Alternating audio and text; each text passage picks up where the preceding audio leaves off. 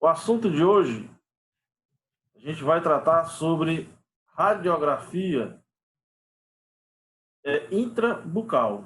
Primeiro radiografia que a gente vai tratar hoje é sobre as radiografias periapicais, que são as mais comumente feitas nos consultórios, porque como ela tem muita facilidade de execução, normalmente os próprios dentistas, enquanto estão exercendo a atividade deles, conseguem fazer a realização dessas imagens. Nessa radiografia, ela tem que mostrar todas as estruturas de um dente, pelo menos. Como conceito, essas radiografias a gente traz a seguinte ideia: uma radiografia que você realiza utilizando o filme ou sensor dentro da cavidade oral, dentro da boca do paciente. E para esses tipos de radiografia periapical, a gente tem três tipos básicos. As periapicais, desculpa, três tipos básicos de radiografia intraoral. As periapicais, as interproximais e as oclusais. Cada uma tem uma função específica. Cada uma tem um objetivo-chave. A primeira que a gente vai analisar é a que mais acontece. Se a gente for fazer um paralelo aí com outras áreas da radiologia, por exemplo, a tomografia, onde 90% das tomografias são de crânio, ressonância magnética da mesma forma, 90% das ressonâncias magnéticas oscilam entre radiografias, tomografias e ressonância magnética de crânio, e no caso da ressonância, em ressonância magnética da coluna lombar, por conta das hérnias de disco, que é muito comum hoje. Se a gente for analisar bem bonitinho aqui, na periapical a gente tem duas técnicas básicas. Tem a técnica da bissetriz, que é a mais comum, foi a primeira que surgiu. Ela não tem necessidade de uso de outros acessórios. E o cone, que é aquele cilindro localizador que a gente viu quando a gente estava estudando os acessórios, ele é curto. Já na técnica do paralelismo, ela é mais recente, vai usar o chamado posicionador, e o cone, via de regra, é longo.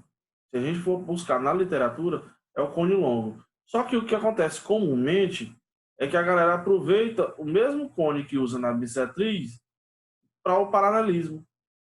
Então, essa história de cone curto, cone longo, fica deixado de lado um pouco.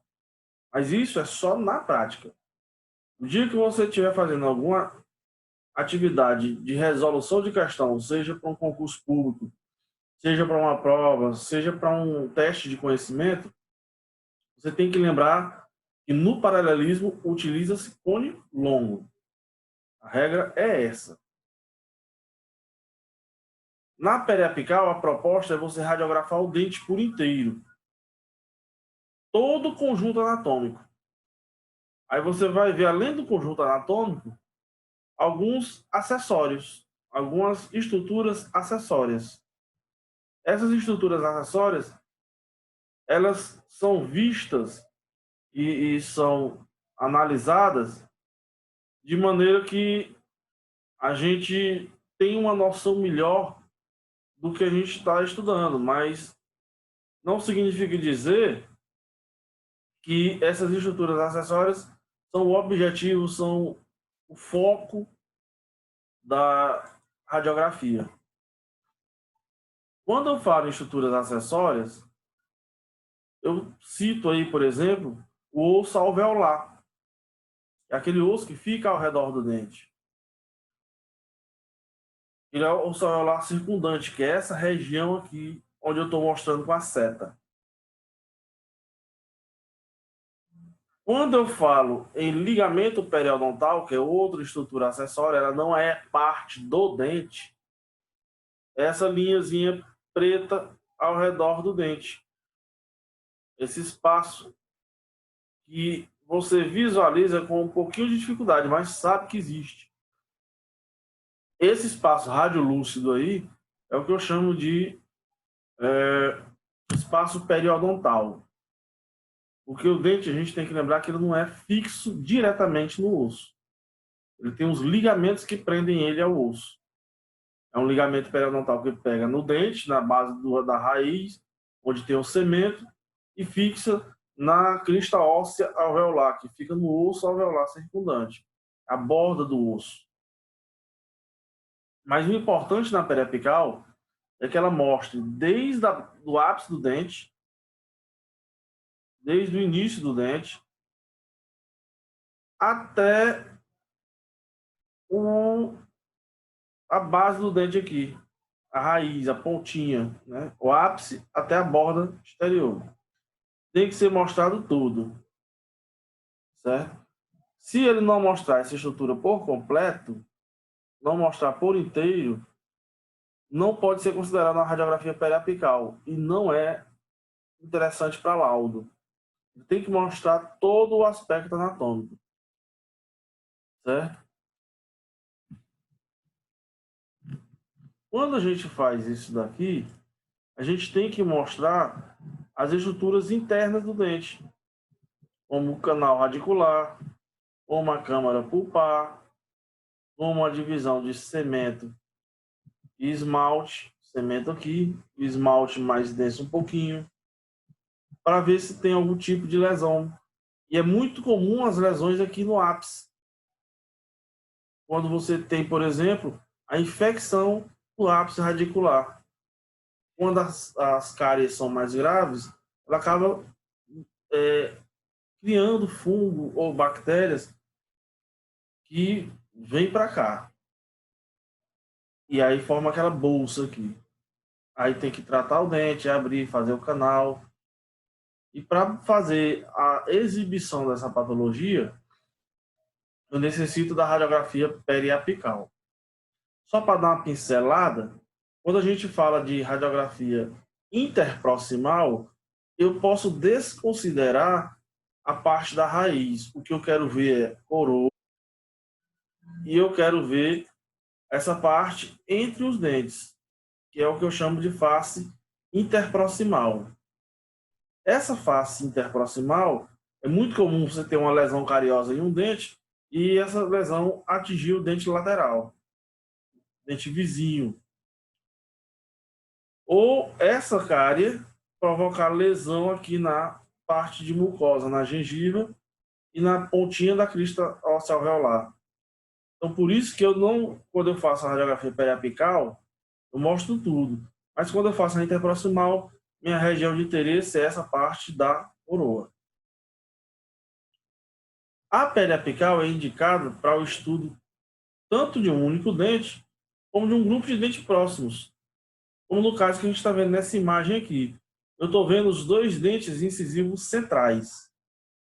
Esses incisivos, por conta do tamanho, normalmente quando você radiografar um, o que está do lado dele vai aparecer. E invariavelmente acontece isso. Quando você radiografar o incisivo central, é muito comum aparecer o incisivo central do outro quadrante e o incisivo lateral do lado dele. Quando na realidade o pedido é só desse aqui. Não é problema. Você pode fazer dessa maneira que não vai ter dor de cabeça, não. Eu posso ainda fazer uma comparação entre dentes de um mesmo posicionamento em quadrantes diferentes. Aí eu peço duas periapicais. No caso, por exemplo, eu posso pegar a periapical do dente 46 e o dente 36. E aí eu comparo o desgaste dos dois. Ou posso pegar, no caso, o dente 46 com o dente 36. Desculpa, o dente 26. Que está ali um em cima do outro. O 36 e o 26. Para ver se não tem transmissão de cárie quando eu fecho os dentes. Aí a cárie de um passa para o outro. Essas lesões cariosas têm que ser tratadas. Se não for tratada adequadamente, o risco de perder o dente é severo. E a dor que vem depois, o paciente chega pedindo a morte. Porque dói muito. E normalmente dor de dente é uma dor pulsante e que não para. Enquanto não tem solução, ela não para. Esse exame periapical é um estudo bidimensional. Então, ele tem suas limitações. Eu não tenho como ver a profundidade, ver o dente em profundidade, ver o que está um atrás do outro. Vejo um por cima do outro. Então, quando, alguns tipos de lesões, ele não vai sanar 100% minhas dúvidas. Mas 90% dos casos, 95%, você vai ter solução com a periapical. Resolve muito. Na periapical, eu tenho que mostrar esses outros espaços que são da anatomia do dente, porque eu tenho que fazer a avaliação dessas estruturas todas. Espaço articular, osso alveolar, canal radicular e câmara pulpar. Nesses dentes 35, 36 e 37, é muito comum, porque são dentes que ficam posteriores e têm uma dificuldade maior de escovação, surgir cárias que ganham mais profundidade e chegam a atingir a câmara pulpar. É por isso que eu tenho que mostrar. E quando essa lesão de cárie atinge a câmara pulpar, aí eu vou esvaziar a câmara pulpar, vou esvaziar o canal radicular, vou tirar toda a parte viva do dente, aí eu boto uma estruturazinha que a gente chama de gutta-percha, que é um tipo de borracha, para vedar o canal radicular e não subir nenhum tipo de contaminação do dente para o osso e nem do osso para o dente. Esse procedimento é o famoso tratamento do canal. Que canal? Canal radicular. Quando eu vou estudar esses dentes por completo usando a periapical, eu vou utilizar 14 periapicais.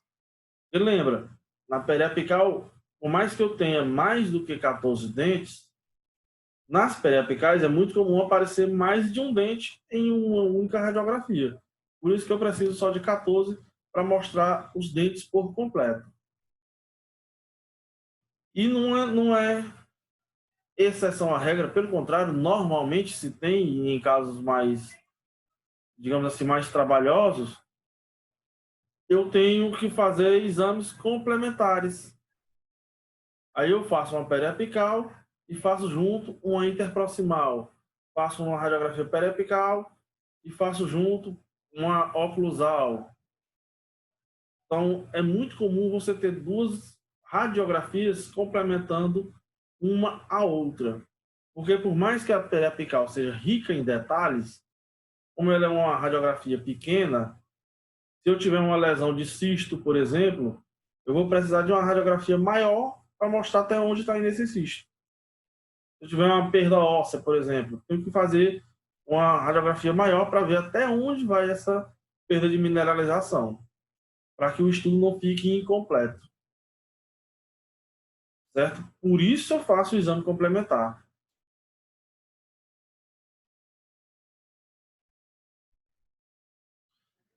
As principais indicações da periapical são a questão de avaliar as raízes dos dentes, avaliar as coroas, avaliar os ossos alveolares e a articulação entre os dentes, e vai ter aquele espaçozinho que eu mostrei na radiografia. É só uma linhazinha preta, mas é o suficiente para que esse espaço de articulação, quando você mastigar, o dente não tenha um impacto direto. Ele vai ter um pouco de absorção ali. E aí, com isso, eu evito o desgaste e a fratura ou quebra de dente por exemplo, morder um objeto mais duro desavisadamente. Aquela famosa pedrinha que vem dentro da feijoada. Dá para avaliar, em alguns casos, a perda de matriz óssea, porque eu mostro aquele osso alveolar ao redor. E dá para me visualizar legal a presença e, além da presença, como é que estão esses materiais restauradores. Que pode ser tanto a resina epóxi, como pode ser a famosa liga de amálgama, que é aquela restauração que é pretinha, a obturação preta, que é da cor de metal. E aquela obturaçãozinha branquinha É o que eu chamo de obturação de resina, que é uma resina epóxi que está lá. É uma resina fotossensível, que você tem que dar uma luzinha para endurecer. Esses dois materiais, eles têm um limite, ele tem um tamanho máximo de dilatação. Então, como tem uma galera aí que gosta muito de fazer aquele choque térmico, tá comendo aquela panelada bem quente, aquela mão de vaca bem quente, e toma uma coca gelada por cima, esse choque térmico, com a sequência dele, com o desenrolar do tempo, pode provocar aí o descolamento da restauração da parte óssea do dente, a parte do dente em si. Ela desprega da dentina. E isso pode gerar um espaço onde vai entrar saliva, vai entrar bactérias, e isso, com o tempo, gera uma lesão mais severa. Então, volta e meia, quando eu tenho suspeita do que eles chamam de infiltração, eu faço uma radiografia para ver se existe cariação, existe lesão por trás da restauração, por trás desse material restaurador que deveria ser íntegro, deveria ser firmemente adesivado à estrutura do dente. Se tiver espaço, vai entrar. Se tiver espaço, vai chegar saliva, resto de alimento, bactérias, e esse alimento vai entrar em decomposição. E isso não é legal para a saúde do dente. Com as periapicais, eu também posso observar e fazer planejamento para os tratamentos endodônticos. O que é esse tratamento endodôntico? É quando eu trato a estrutura viva, a parte nervosa do dente, que é onde eu sinto a dor. É o famoso tratamento do canal. Só que a gente não trata só o canal, a gente tem que tirar a polpa inteira. Tira essa polpa do dente, tira essa parte nervada, tira a parte de vascularização. Aí eu faço a limpeza, higienização, descontaminação, profilaxia. Aí depois que eu faço tudo isso, eu vou lá e vedo, com aquela guta percha que eu falei.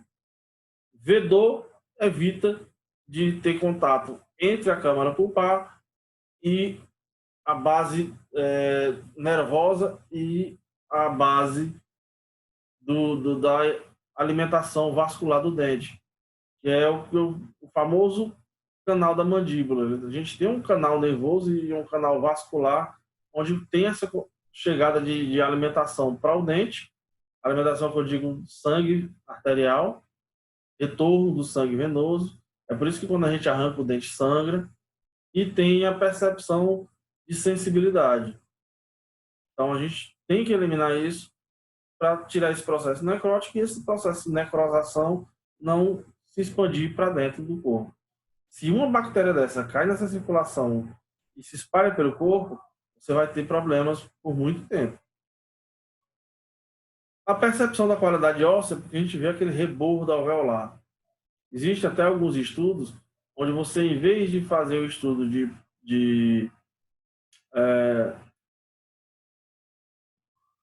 meu Deus, porosidade óssea, que a gente faz normalmente em colo do fêmur ou então da coluna, para avaliar se tem osteopenia ou osteoporose. Alguns estudos já existem para fazer essa avaliação utilizando radiografias panorâmicas, por exemplo, porque mostra a tábua óssea da maxila e da mandíbula. E a da mandíbula em si é muito boa para visualizar essas coisas. Quando eu faço estudo também, por periapical, dá para me visualizar e auxiliar aí também, auxiliar na falta de uma outra opção. E o mais indicado aí, o correto, é você fazer por tomografia computadorizada de feixe cônico. Mas se eu não tenho tomógrafo, nem tenho acesso no local que eu estou, e a pessoa precisa fazer um implante, precisa fazer a colocação de um pino, de um pivô, de uma coroa, aí eu não tenho outra opção. Se eu não tenho uma outra opção, a periapical vai me ajudar nisso. Mas o ideal, o que se indica, o padrão ouro, é a tomografia de feixe cônico. Dá para fazer também o diagnóstico de lesões, porque eu vou ver o formato dessa lesão. As lesões císticas, neoplásicas e lesão por corpo estranho. É a mais comum, essa por corpo estranho. Lesão cística é quando eu tenho ou uma formação de um abscesso, onde vai ter um conteúdo purulento lá dentro, ou quando eu tenho o cisto, que ele é cheio daquele líquidozinho transparente, ou exudato ou transudato. Nesses dois casos, tanto do abscesso como do cisto simples, essas lesões císticas, ela tem a característica de ter a borda bem delineada, ela tem a borda lisinha. Já nas neoplasias, que é o que a gente chama comumente de CA, as formações neoplásicas, ela tem aquele aspecto espiculado, com pontas. Você olha para a imagem, parece que você está olhando um espinho, pontas espinhosas. Parece aqueles carrapichozinhos. Você vê uma formazinha arredondada, mas a formato é irregular e você vê algumas pontas. E o corpo estranho, que é o mais comum de aparecer, é pontinha de osso, é espinha de peixe. Quem é que nunca foi ou nunca viu uma pessoa chegar numa festa de aniversário, tomar um cremezinho de galinha e lá dentro do creme de galinha tem aquele fragmento de osso do frango. E isso entra entre a gengiva e o dente. E aí a pessoa não consegue tirar e vai até o dentista para fazer a extração disso. Existem alguns casos assim. Já vi casos desse tipo, até com pele de pipoca. A pelezinha do milho entra e você não consegue mais tirar. Aí o médico tem que ir lá e fazer a remoção, o dentista, no caso. Porque isso, com o tempo, como você não consegue ter escovação e tem alguma coisa do corpo externo lá dentro, ele começa a provocar uma inflamação entre a gengiva e o dente. A famosa gengivite. Aí você vai lá e retira e volta ao normal depois com o tempo e o tratamento. Quando eu adquiro essa pele apical, para visualizar se ela tem uma boa qualidade, eu observo o ápice do dente. Ele tem que sair, a pontinha da raiz, muito bem definida. Né? Esse é o ideal. E, normalmente, quando eu vejo o ápice do dente bem contornado, bem fácil de perceber, todas as outras estruturas vão ter uma nitidez legal. Porque uma das características da pele apical é ela ter qualidade de imagem, facilidade de ver estruturas pequenas, estruturas sutis dentro do dente.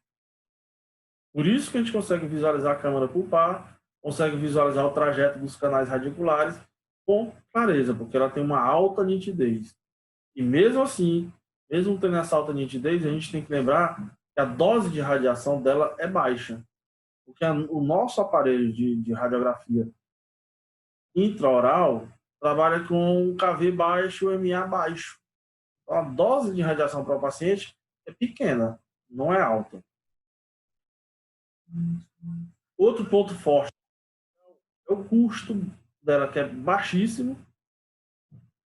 Uma radiografia periapical, quando muito, você paga aí R$ 30. Em média, mercado hoje, é entre 25 e R$ 35.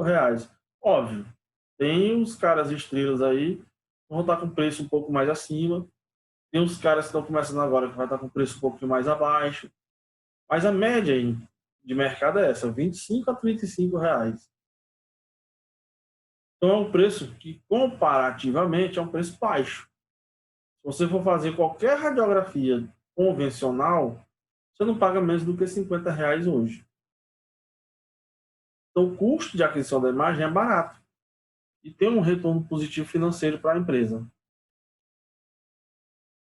E além de ser um custo baixo, você tem uma qualidade diagnóstica fantástica. Óbvio que tem suas limitações, mas dentro do que ela se propõe, é show de bola a exibição da imagem em periapical. Esse manuseio é muito simples, então muitas vezes o próprio dentista faz essas aquisições. Só que a gente tem que lembrar que o carro-chefe, que é o grande boom da nossa periapical, que é o que a gente vai fazer quando estiver nas clínicas aí de imagem odontológica, essas periapicais por mais que sejam fácil a aquisição e ter nos consultórios, alguns dentistas preferem não fazer porque tem uma determinada demanda de tempo. E um atendimento que seria bem mais rápido, ele vai ter que perder um certo tempo em relação a isso. Por isso, às vezes, ele prefere encaminhar para fazer uma radiografia no outro local, depois voltar com a radiografia feita legalzinha, e ele faz só um curativo ali, um paliativo, até poder sanar definitivamente.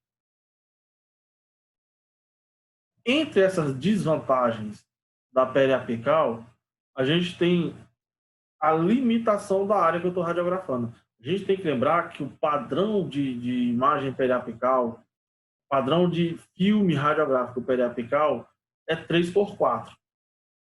Vai variar de marca para marca. Tem marca que vai aparecer 29 milímetros por 29 milímetros por 41 milímetros. Ou vai aparecer 31 por 41 milímetros. São variações mínimas, mas se você observar o tamanho padrão é 3x4 a imagem. 3 centímetros por 4 centímetros. E ela vem descrita em milímetros, ou seja, 30 milímetros por 40 milímetros. É uma área muito pequena, o tamanho de uma fotografia daquela que a gente usa em documento. Então, ela não vai mostrar uma região grande, mas a riqueza de detalhes que tem lá é fantástica. Outra coisa, ela é paciente dependente, ou seja, quando tu vai fazer a radiografia periapical, o teu paciente tem que ser colaborativo. Se ele não colaborar com você, ele não te ajudar durante o exame, você vai ter um certo trabalho, uma certa dificuldade para adquirir essa imagem. Então, paciente que tem facilidade de ter náusea, ânsia de vômito, paciente que tem aqueles instintos reflexos, e que na hora que a borda do filme tocar na gengiva, ele toma aquele susto.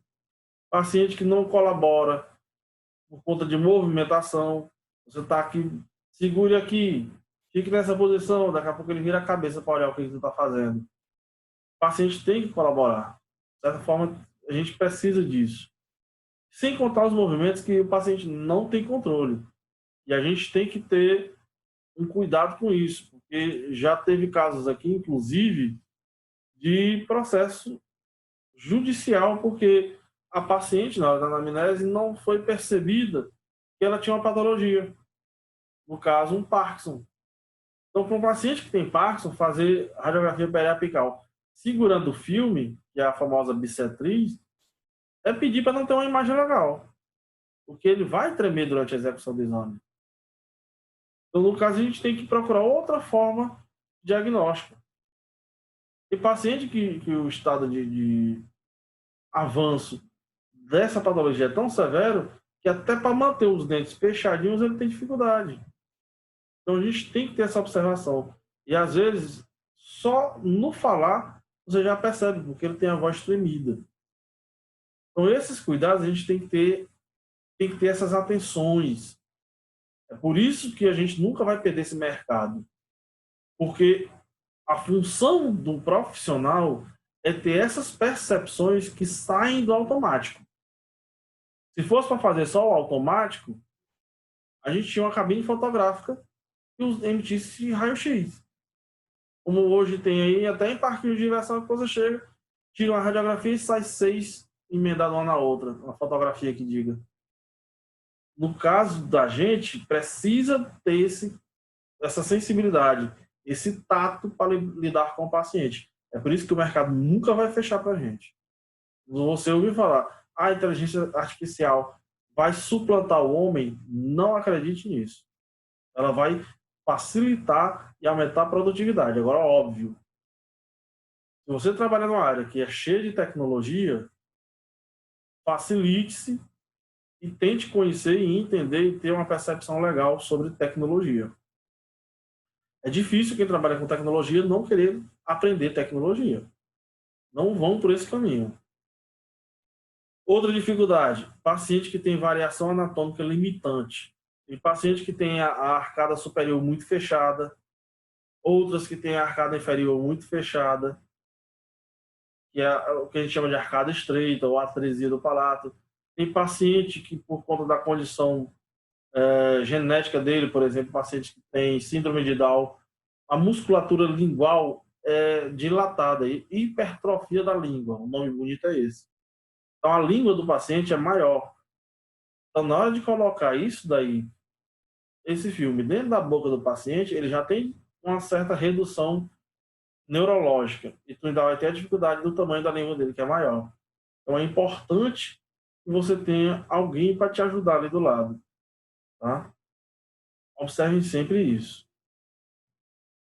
Os filmes que a gente vai utilizar aí tem tamanhos padrões. Quando é pediátrico, ele reduz um pouco de tamanho. Ele é 22 por 30 milímetros como base. Pode ter um de 20 por 28? Pode, não fugiu da regra. Não vão levar ao pé da letra esses números, não. Pode ter uma variação mínima, mas pode. Marca para marca pode ter essa alteração. Aí, o que não muda é o tamanho que eles usam lá. Ó. Esse nomezinho size 0 ou tamanho 0 é para filme odontopediátrico. Quando você vai tamanho filme padrão ou tamanho filme standard, ele vai aparecer esse size 2 ou size 2, traduzindo aí, ou tamanho 2. Isso daí está ligado ao tamanho do filme com variação aí de 30 por 40 milímetros. Periapical é muito utilizado em pesquisa de nódulo e calcificação pulpar, fratura, anomalias de reabsorção radicular, aqueles focos periapicais que você olha para o dente e tem aquele pontinho branco no dente, ali pode ser uma lesão ou pode ser simplesmente porque o filho não comia pasta demais e aí fica esse foco de cálcio um pouco mais transparente. O flúor faz isso. Estudo de lesão cariogênica, que é a lesão por cárie. E quando a gente fala de lesões cariogênicas, a gente tem que lembrar que tem cáries pequenas, mas também pode ter cáries que são gigantescas. Então, a gente tem que lembrar que em alguns casos a gente vai ter que buscar radiografias complementares. Aí, no caso, entra a interproximal ou a radiografia oclusal.